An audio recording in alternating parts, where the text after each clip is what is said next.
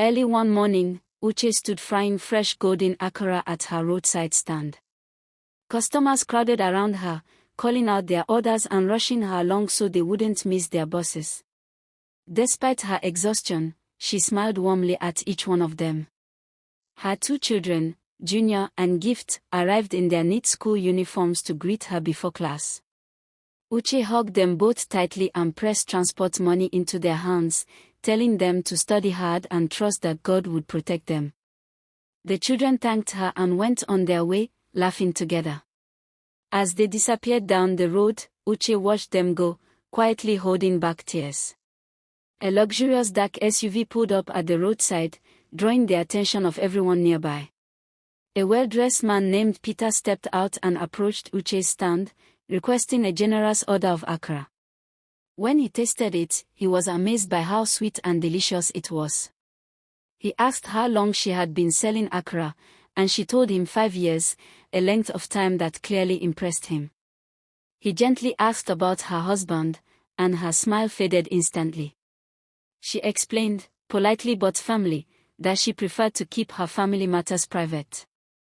Peter respected her wish, said his goodbyes, and drove off. The next morning, Gift and Junior stopped by the stand once again on their way to school. Uche gave them their usual transport money and kissed their foreheads before they left. On the third day, Peter returned to buy akara again.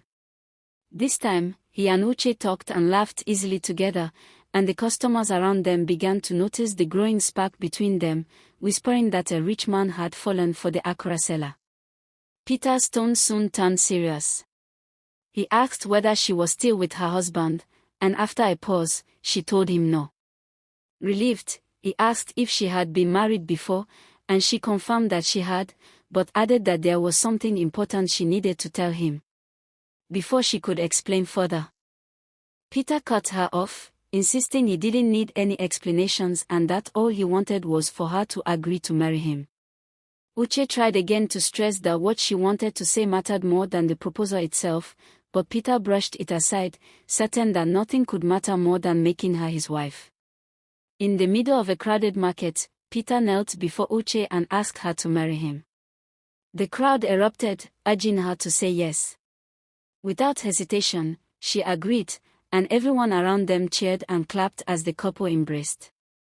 Later, Peter invited Uche to his mansion, where a light-hearted afternoon unfolded. He clumsily tried to help in the kitchen, burning a pot of stew until smoke filled the air, much to Uche's amusement. He then attempted to fry akara himself, splashing hot oil everywhere and yelping as it seemed to fight back against him. The two of them laughed uncontrollably, growing closer as they began planning their wedding. 1 month later, the wedding hall was filled with joy, music, and smiling guests. As the pastor began the ceremony and reached the traditional moment for objections, Junior suddenly ran inside, calling out that the man who sold his mother beans was outside asking for her. Peter froze, then slowly turned to face Uche, demanding to know the truth about the children calling her mommy. The entire hall fell silent. Uche broke down in tears, pleading with Peter to discuss it after the ceremony, not in front of all their guests. But Peter refused to wait, demanding the truth immediately. She finally admitted that the children were hers, begging him not to stop the wedding and reminding him that she had tried to tell him the truth before, the very day he refused to listen. Peter grew furious, accusing her of deceiving him. He declared the marriage over, removed his ring, threw it to the floor, and walked away as the stunned guests began whispering and leaving one by one. Uche collapsed in grief, sobbing uncontrollably as Gift and Junior rushed to hold her. The whole hall was overcome with emotion.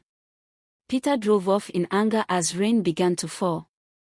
Suddenly, armed men blocked the road ahead, forcing him out of his vehicle before speeding away with him. His phone was left behind on the ground. In the final shot, Uche remained in the empty wedding hall, still crying, completely unaware that the man who had just rejected her had been taken. Deep in a dark forest, Peter sat with his hands bound as heavy rain poured down around him.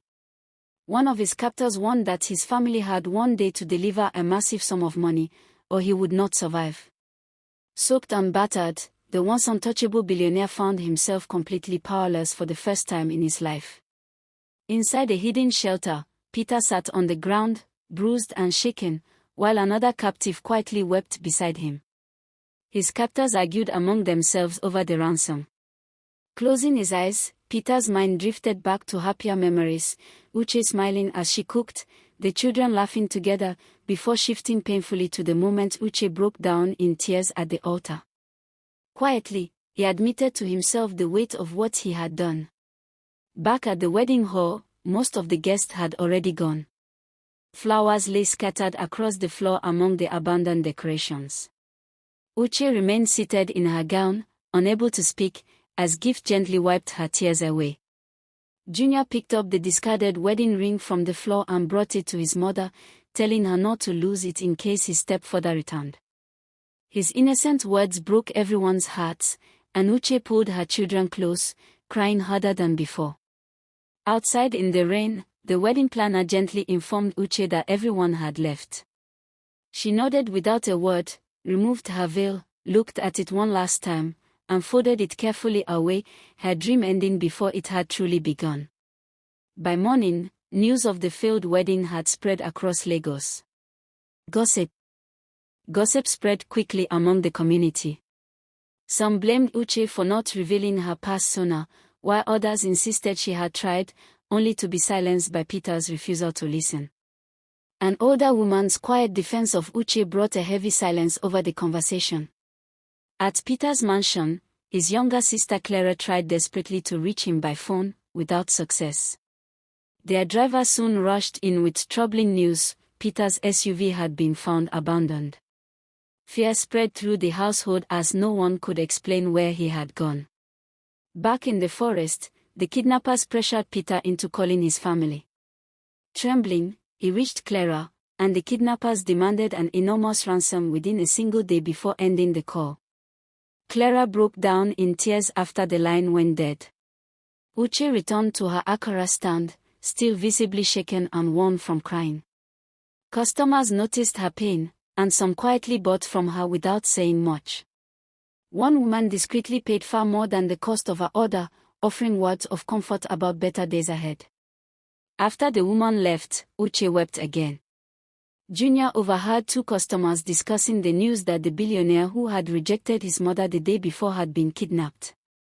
Shaken, he ran home and breathlessly told his mother what he had heard. Uche dropped what she was holding in shock. At home, a breaking news report confirmed that businessman Peter Okafor had reportedly been abducted by unknown gunmen. Gift began to cry, asking her mother if he was going to be killed. Unable to answer, Uche silently turned off the television. Unable to sleep, Peter listened as his captors ate and joked nearby. His mind kept replaying every moment Uche had tried to speak the truth, and his own repeated refusal to listen. Overwhelmed, he broke down, not out of fear, but out of deep regret for how he had treated her. Clara visited Uche and, to her surprise, fell to her knees, begging forgiveness on her brother's behalf. He explained that Peter was alive, but that the family did not have enough to meet the ransom demand. Uche asked how much was needed, and Clara told her the staggering amount. A heavy silence followed. That night, Uche opened a small wooden box containing all her savings, money she had set aside for her children's future. She also took out the gold necklace Peter had given her during their engagement. Quietly, she resolved that if saving his life meant starting over from nothing, she would do it without hesitation. Gift watched from the doorway, moved to tears by her mother's selflessness. The next morning, Uche sold almost everything she owned to help raise the ransom. Neighbors chipped in whatever they could, a mechanic, a bus driver, market women, even schoolchildren offering their coins. No single contribution was large, but everyone gave something. Uche realized in that moment that kindness could be richer than any wealth. Back in the forest, the kidnappers grew impatient, warning that time was almost up. Peter closed his eyes and quietly prayed, promising that if he survived, he would spend the rest of his life making things right. Later that evening, Clara and Uche received another call. The kidnappers taunted them for wasting time before putting Peter on the line. Weakened, he managed only a few words, an apology, and a plea for forgiveness. Before Uche could respond, a loud sound echoed through the forest, and the call went dead. Uche screamed and collapsed, with Gift and Junior holding her tightly as she wept uncontrollably. The screen slowly faded to black, leaving one question on screen: had Peter survived? Find out in part 3.